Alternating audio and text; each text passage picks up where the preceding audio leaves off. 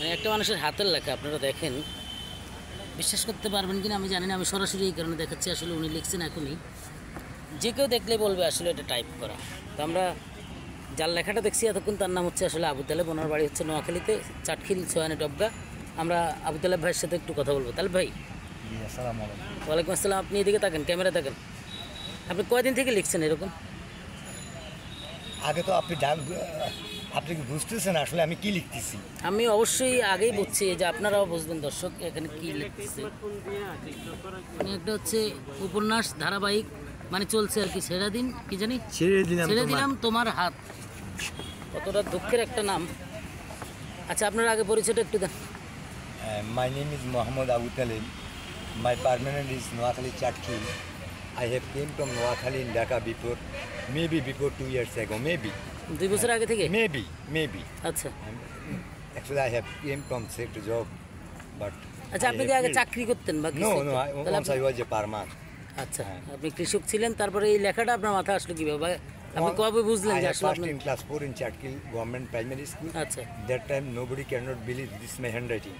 ও তখনই, মানে যখন আপনি ক্লাস 4 এ পড়েন? Nobody believes this is my handwriting. আপনাকে আমি বুঝাতে মানে আশ্চর্য হয়ে গেছে, মানে এটা তখন কেউ বুঝতো না। অন্ত আমার লেখার পরিস্থিতিতে অনেকটা বদলে গেছে, কারণ ওই লেখা কি আমার জীবনে আর আসবে না। তখন আমার ক্লাস টিচাররা, আপনার তো যারা আপনার বাড়ি হতো বদরকোট, আমাদের একই উপজেলায় একই জেলায়, তখন আমার লেখাগুলো আমাদের ক্লাস টিচাররা প্রতি জেলায় উপজেলায় আমাদের একটা প্রতিযোগিতা হইতো লেখার, প্রত্যেকটা জায়গার মধ্যে তখনই আমি ফার্স্ট হতাম লেখায়। আপনি এটা ক্লাস 4 থেকে আপনার এরকম লেখা না? ক্লাস 4 পর্যন্ত আমি পড়েছি, ওই সময় লেখা আমি আরো সুন্দর ছিল। এটা কিভাবে হইছে? আপনি কি কোনো প্র্যাকটিস করছেন নাকি? না, প্র্যাকটিস না, আমার ছেলে মেয়ে লিখতে এটা আমার 3 মেয়ে 1 ছেলে, আমার ওদের লেখা আরো 3 মেয়ে 1 ছেলে না? আমার বড় মেয়েটা। আচ্ছা, আপনি যে এখন আপনাকে আমরা কয়েকদিন আগেও শনি রাখলে দেখছি একটা ভিডিও আপনার পাবলিশ হইছে, তারপরে এখন আবার আপনি হচ্ছে রমনা পার্কে দর্শক। এটা তো একটা আকর্ষণীয়। এটা আসলে আপনি মূলত এই জায়গাগুলো কেন বাছেন? মানে এখানে সুন্দর জায়গা। I am sure this one kind of romantic place. আচ্ছা, it looks very sad. মানে এটা হচ্ছে গল্পের প্রয়োজন, মানে এখানে বসলে ভালো কিছু আসতে পারে। অনেক আপনাদের চোখের ভাষায় বা আমার যারা কপতি, আচ্ছা, ওদের চোখের ভাষা থেকে আমি অনেকটা কিছু লিখার সুযোগ পাই, ওরা আমাকে লেখা সহযোগিতা করে। আচ্ছা, চমৎকার। এর মধ্যে আপনি কয়টা লিখে শেষ করছেন? এটা আমার দিস ইজ নাম্বার অফ 12, 12 নম্বর। আর ছোট গল্প কয়টা আছে আপনার? ছোট গল্প আমার কাছে আছে 4টা। মানে আপনার গল্প এখনো তো আসলে ওইভাবে প্রাতিষ্ঠানিক পাবলিশটা হয় না, because it is very costly. এটা অনেক খরচের ব্যাপার বা অথবা আপনি ভালো কাজ করেন, এটা হয়তো অনেকের কাছে এখনো পৌঁছায় না যে আসলে কেউ করবে নাকি। It is expensive, I have no money. কিন্তু এর মধ্যে কেউ কি বলো না যে আপনার কাজ নিয়ে? না, অনেকে বলে যে আপনার বইগুলা আমরা প্রকাশ করে দিই, আপনাকে কিছু পয়সা দিমো, টাকা দিমো। হ্যাঁ, আমি তো বলছি দেখেন, actually I am not writer, I am not poet.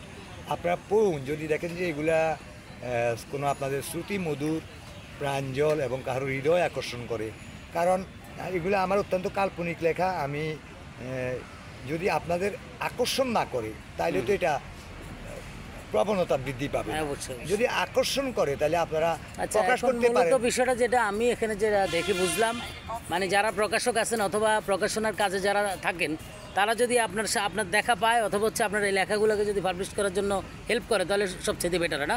কারণ আপনি টাকা দিয়ে আসলে এইভাবে আমি তো চাচ্ছি আমার বিনিময়ে কোনো অর্থের দরকার নাই, বিনিময়ে কোনো ইয়ে।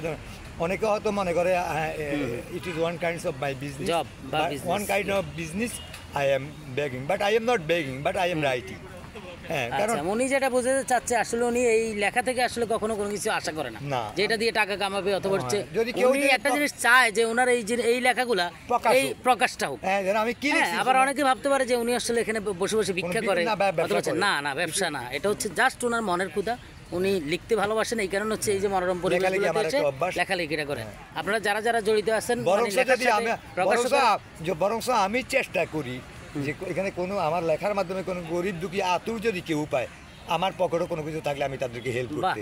আর আসলে বলার আমি চাচ্ছি যে আমার কাছে যদি 50 টাকা থাকে, যদি কেউ আমার কাছে, যতটুকু আমরা জানি বাড়িতে 3 মেয়ে আছে নাকি? আমার ছেলে আছে? আচ্ছা, আমার এক ছেলে। কি করে ও? আমার ছেলেটা বড়, মেয়েগুলা অন্তত পক্ষে মানে হাই এডুকেটেড না হলেও লেস এডুকেটেড। সবাইকে এস্টাবলিশড হইছে মোটামুটি? এস্টাবলিশড কেউ চা জব করে না।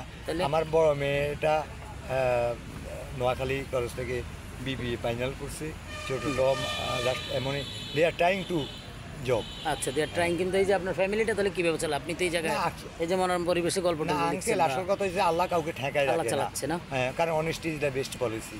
আচ্ছা। যদি আপনি এর সৎভাবে চাইতে চলেন, আসলে উনি যেটা বলছে আর বলার কিছু থাকে না, যে honesty is the best policy. সততাই আসলে মানুষকে- সবচেয়ে বড় রাস্তা। আপনি মানুষের এর চাইতে- হ্যাঁ, এটাই। এর আমার চাইতে কিছু ছেলে নাই। মেয়ে, আমার 3টা মেয়ে, একটা ছেলে অত্যন্ত সৎ জীবন যাপন করে এবং তারা অত্যন্ত অনেস্টি লাইফ। আপনারা অবশ্যই আশ্চর্য হবেন, আমি তো হইছি, এটা ওনার হাতের লেখা। বিশ্বাস করেন, আমি নিজে এসে দেখছি। এই যে ওনার উপন্যাস কাল্পনিক 2য় খণ্ড, এটা হচ্ছে ছেড়ে দিলাম তোমার হাত। তাহলে আর আপনি কি বলবেন? আপনারা যারা যারা অবশ্যই এই রাস্তায় আছেন বা এই মাধ্যমে আছেন, অবশ্যই যদি পারেন তাকেও একটু হেল্প করবেন, ওনার এই জিনিসগুলো পাবলিশ করার ব্যবস্থা করুন। উনি কোনো টাকা চায় না বিনিময়ে। সবাই ভালো থাকবেন, সুস্থ থাকবেন। আর আবু তাল্লাহ ভাইয়ের জন্য যোগাযোগ, দোয়া করবেন। ধন্যবাদ, থ্যাংক ইউ ভেরি মাচ।